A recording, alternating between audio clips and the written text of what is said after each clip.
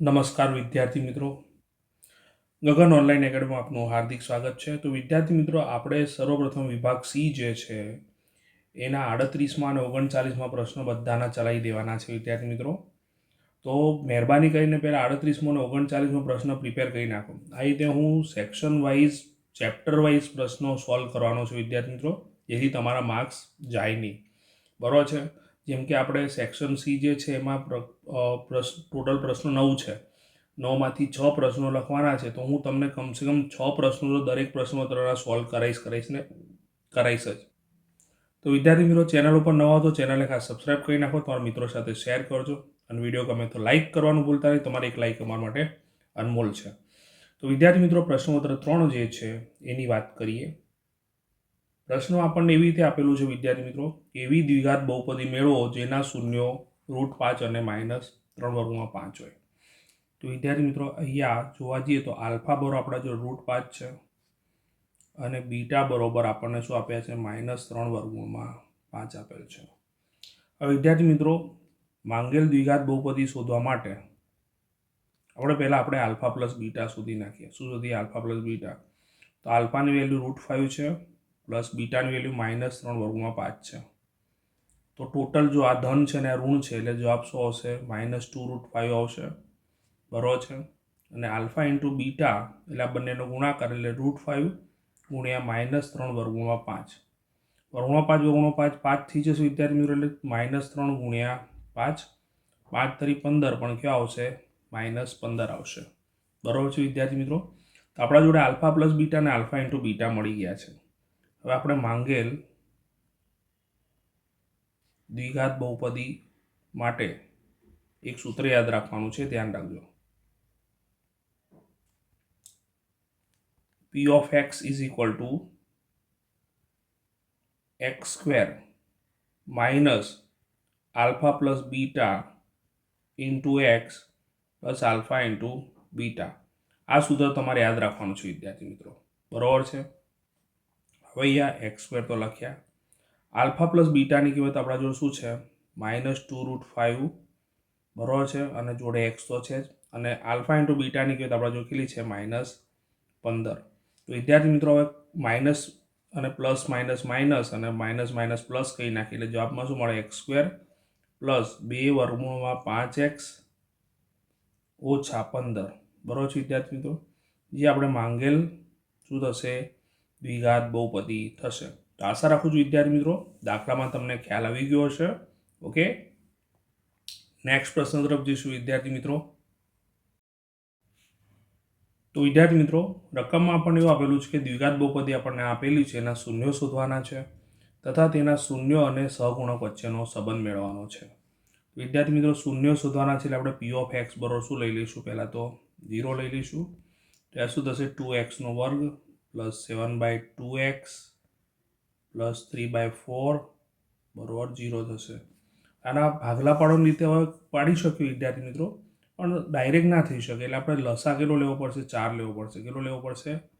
લસા 4. કેમ કે છેદમાં 4 છે, 2 છે એટલે 2ના ઘડિયામાં 4 આવી જાય. બરાબર છે. એટલે લસા 4 આવશે. એટલે બધાને 4 વડે ગુણીશું વિદ્યાર્થીઓ. 4(2x² વત્તા 4(7/2x વત્તા 4(3/4) બરોબર 0. અહીંયા શું થઈ જશે વિદ્યાર્થી મિત્રો? 8x². બરાબર છે. અહીંયા છેદ ઉડશે એટલે 2 દુ 4 એટલે 7 દુ 14x થઈ જશે વિદ્યાર્થી મિત્રો. વત્તા 4 4 અહીંયા ઉડી જશે એટલે શું આવશે? 3 આવશે.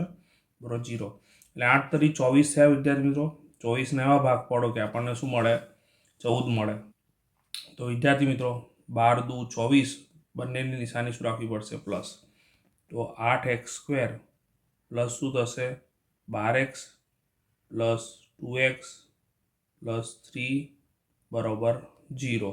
ઓકે, હવે આપણે વિદ્યાર્થી મિત્રો શું કરીશું? જોડી બનાવી દઈએ અને એમાંથી કોમન કાઢીએ, સામાન્ય કાઢીએ. તો એથી શું કોમન નીકળશે? 4x. તો રહેશે શું? 2x plus 3. બરાબર છે. જુઓ, 4 નીકળી ગયા એટલે 4 દુ 8 એટલે 2, x 1 નીકળી ગયા તો x આવી ગયા, વત્તા 4 તરી 12 અને 4 નીકળી ગયા તો 3x તો નીકળી ગયા, પ્લસ અહીંથી કંઈક સામાન્ય ન નીકળે એટલે 1(2x + 3. તો વિદ્યાર્થી મિત્રો, તમે જોઈ શકો છો એ આ બંને આપણને ક્યાં મળી ગયા? કૌંસ સરખા મળી ગયા. તો એને કોમન કાઢી લો. 2x + 3, તો એ સિવાયનું શું દેખાય છે? યસ, એ સિવાયનું દેખાય છે 4x + 1 બરોબર 0. હવે 2x + 3 બરોબર 0 અથવા 4x + 1 બરોબર 0. ઓકે, મારે 2x બરોબર -3 થશે. માટે x બરોબર શું મળશે વિદ્યાર્થી મિત્રો? -3/2. આપણને પહેલું શૂન્ય મળી ગયું. શું મળી ગયું? પહેલું શૂન્ય મળી ગયું. બીજું શૂન્ય શોધીએ. 4x બરોબર -1. માટે x બરોબર -1/4. તો બીજું શૂન્ય મળ્યું વિદ્યાર્થી મિત્રો -1/4. તો વિદ્યાર્થી મિત્રો આપણા જોડે હવે આલ્ફા બરોબર શું થઈ ગયું? આલ્ફા ધારણા કહી નાખીએ. આલ્ફા બરોબર -3/2 અને બીટા બરોબર આપણને શું મળી ગયું? -1/4. આપણે આપણી પદાવલી p of x જે છે એ છે 2x² + 7/2x + 3/4 જે છે એને આપણી સ્ટાન્ડર્ડ પદાવલી જે છે એની સાથે સરખાઈએ, પ્રમાણિત સ્વરૂપ સાથે સરખાઈએ, ax² + bx + c સાથે સરખાઈએ તો આપણને a બરોબર શું મળે? 2. b બરોબર આપણને શું મળે? 7/2 અને c બરોબર આપણને શું મળે? 3/4. બરોબર છે. આ ખાસ ધ્યાન રાખજો, અગત્યનું છે. હવે આપણે શૂન્ય અને સહગુણક વચ્ચેનો સંબંધ મેળવીશું વિદ્યાર્થી મિત્રો.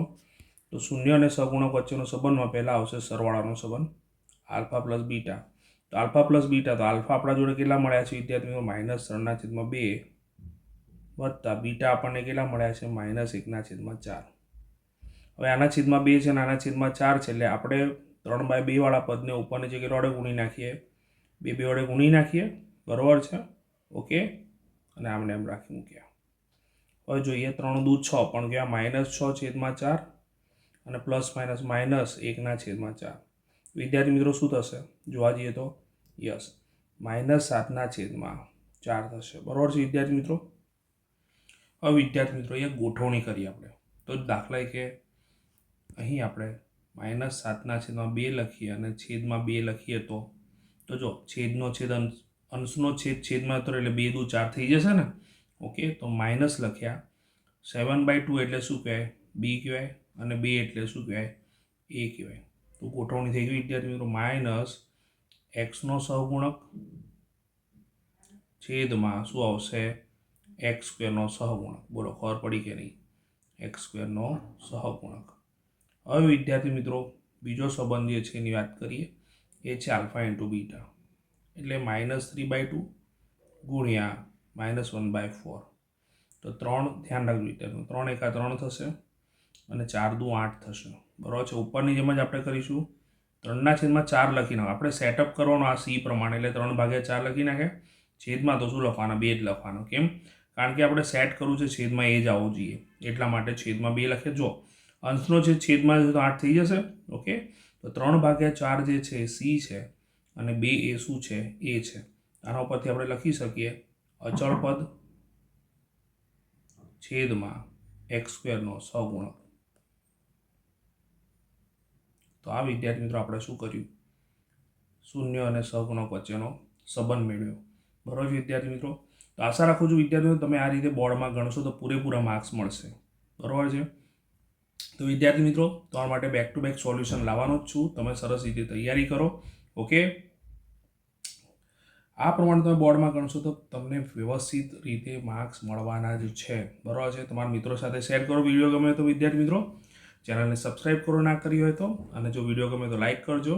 ઓકે, તમારા માટે બીજા સોલ્યુશન બનાવી જ રહ્યો છું. સરસ રીતે પ્રિપેરેશન કરો, દાખલાને સમજો. બહુ જ સરસ મજાનો દાખલો હતો આ. ઓકે, સરસ રીતે તૈયાર કરો. Okay, bye bye.